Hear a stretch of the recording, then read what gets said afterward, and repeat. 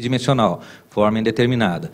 Aqui a mesma coisa, região média posterior, média inferior, strain bem diminuído nessa região do ventrículo, sem que a gente observe nada no eco bidimensional. E ao passo que o strain radial desse indivíduo estava normal. Então aqui os valores 53, 48, são valores normais de strain e de strain rate radial. Então, são várias coisas que estão surgindo, quer dizer, para a gente entender o mecanismo de algumas doenças, por que o strain longitudinal é comprometido, o radial não é comprometido. São perguntas que a gente vai começar a tentar responder. Mas o mais interessante dessas técnicas é a gente realmente poder ter um acompanhamento da evolução com uma quantificação dessas variações todas. Obrigado. Parabéns, doutor Carlos. Excelente palestra. Convido agora a doutora Ana Cláudia Gomes Pereira Petisco, ecografista vascular e ecocardiografista da seção de ecocardiografia do Instituto Dante Pazanese de Cardiologia, que abordará o tema contribuição da ecografia na detecção do risco cardiovascular. Ana, por favor. Boa tarde a todos. Eu queria só proferir, antes de mais nada, que eu me sinto muito honrada de participar aqui desse simpósio da ESAOT, especialmente junto com grandes ícones da ecocardiografia, que é o doutor Jorge, aqui, não, só o Jorge, só o Jorge, tá bom. Então, de qualquer forma, é sempre um prazer e eu agradeço muito. Então, me coube falar da contribuição da ecografia na detecção do risco cardiovascular. Nós sabemos que as doenças cardiovasculares são a principal causa de morte no Brasil e nos Estados Unidos. E nós vivemos assim, correndo, tentando diminuir esse risco. No século passado, houve uma transição epidemiológica onde a mortalidade, que antes era por doenças infectoparasitárias, por volta da década de 60, 70, passou a ser por doenças cardíacas e por câncer, especialmente devido à melhora da qualidade de vida e da expectativa de vida. Aqui no Brasil isso não foi diferente. Também por volta da mesma época, como os senhores podem observar, as doenças do aparelho circulatório começaram a causar mais mortalidade do que as doenças infectoparasitárias. E assim, como nós já dissemos, hoje a principal causa de mortalidade nos Estados Unidos é a doença cardiovascular.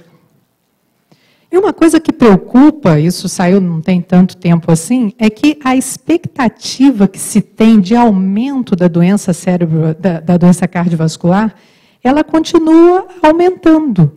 Essa mortalidade continua aumentando. E chama a atenção que nos países em desenvolvimento, agora isso está aumentando cada vez mais, porque justamente essa melhora que aconteceu nos países desenvolvidos está chegando aqui agora. Então, isso é por conta da aterosclerose, que é uma doença multifatorial, se inicia na infância, avança por décadas, ela pode progredir, regredir, estabilizar-se na dependência de uma série de fatores. Ela acomete principalmente a camada íntima das artérias de médio e grande porte em resposta à agressão endotelial. Hoje nós sabemos que o endotélio é o maior órgão do nosso organismo e que a célula endotelial ela controla ativamente o tônus vascular, a coagulação, a trombólise, a resposta inflamatória e imune, e que o endotélio deixou de ser aquele órgão com função passiva de revestimento dos vasos e passou para um órgão com função ativa, funções endócrinas, parácrinas, autócrinas em diversos leitos vasculares. Aqui, então, a evolução da aterosclerose, como eu disse, iniciando-se na primeira década, lá atrás, isso vai ao longo de toda a vida do sujeito, até aparecer a placa, romper a placa, e com isso vai havendo disfunção endotelial acompanhando toda essa evolução. E esse caráter inflamatório da doença aterosclerótica, né, ela leva, então, a uma degeneração da parede dos vasos, e uma vez essa aterosclerose instituída, ela pode se sobrepor em diversas partes do organismo do indivíduo. O mesmo indivíduo pode ter doença cerebrovascular, pode ter doença coronária, doença arterial periférica, se manifestando como aneurisma, de aorta, enfim. Mas aqui é que está a situação. Tem aqueles que têm sintomas e têm eventos. Tem aqueles que não têm sintomas e têm eventos. Quem é que a gente vai procurar? Para isso, então, existem os scores de risco, os scores clínicos que foram desenvolvidos. E esse é o score mais conhecido e mais aplicado, que é o score de Framingham, que avalia o risco absoluto de infarto e morte por doença arterial coronária em 10 anos. Ele divide os homens e as mulheres e avalia a idade, a pressão arterial sistólica, o HDL, colesterol, o colesterol total e o tabagismo. São tabelas que dão pontuação gradual para cada um desses fatores. Idade, colesterol, se o sujeito fuma ou não fuma, pressão sistólica e o HDL, colesterol. A mesma coisa nas mulheres. Então, somando-se esses pontos, nós temos o risco absoluto de ocorrer um evento em 10 anos. E como que a gente avalia? Se isso for menor que 10%, nós consideramos que esse indivíduo tem baixo risco. Entre 10% e 20%, um risco intermediário. E acima de 20%, ele tem alto risco. Porém, a gente não pode esquecer que existe uma série de limitações aqui para o score de Framingham. Primeiro, mais da metade dos eventos ocorrem em pessoas com risco intermediário. Cerca de 40% dos eventos ocorrem sem sintomas prévios. 10% a 20% dos casos de doença arterial coronária ocorrem em pessoas que não têm fatores de risco significativos. É um problema para estratificar as mulheres, como veremos a seguir. E não leva em consideração um fator importantíssimo, que é a história familiar de doença arterial coronariana precoce. Já que esse trabalho mostrava também limitações com o score de Framingham, mostrando que homens na idade entre 50 e 59 anos, e 80% dos homens com 60 e 69 anos, é considerada como um risco intermediário pelo score de Framingham. Que a maioria das mulheres sem diabetes, porque o diabetes já impõe uma categoria de risco de alto risco, né, menor que 70 anos de idade, são consideradas como baixo risco. 1,4% das mulheres de 50 a 69 anos é de risco intermediário. E 8% das mulheres entre 60 e 69 anos tem risco na faixa entre 10% e 20%, ou seja, tem risco intermediário. Pois é, e como que nós vamos achar esse sujeito de risco intermediário? Quem é? Eu vou tratar essa pessoa? Não vou? Quem é individualmente que vai complicar?